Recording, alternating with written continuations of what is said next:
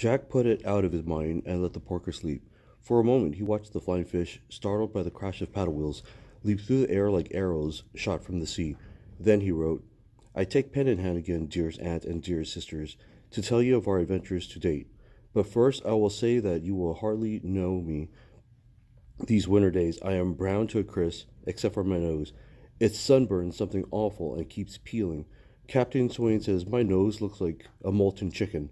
We still have had no sight of the Sea Raven, so I can't tell you how the race is coming. I certainly hope we win.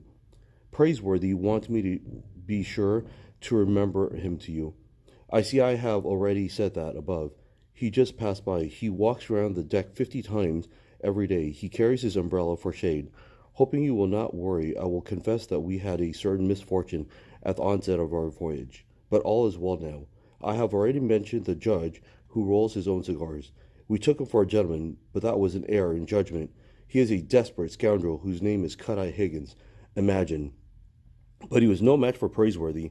I can tell you now that Mr. Cut-Eye Higgins had stolen our money. We had to work off our passage at the coal cabins. We never complained, not once.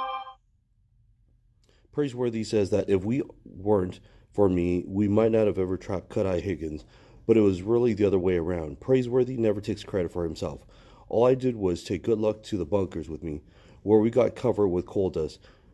That put the idea in Praiseworthy's head. Someday, when we sail back to Boston with our pocketful of gold nuggets, I'll tell you more and make you laugh. But you will be glad to know that Mr. Cut-Eye Higgins spends his days at the fire below decks, while we have our rifle cabin. We thought we would never find the rest of our money, which the thief had hidden. Captain Swain helped search the cabin, letting one of the Cut-Eye Higgins homemade cigarettes. We looked everywhere, and we haven't found the money at all if Captain Swain hadn't begun to choke on the cigar. There, rolled up inside, were our Boston banknotes. I will mail this letter at first port of call, Rio de Janeiro. Imagine that your devoted runaways are seeing the world.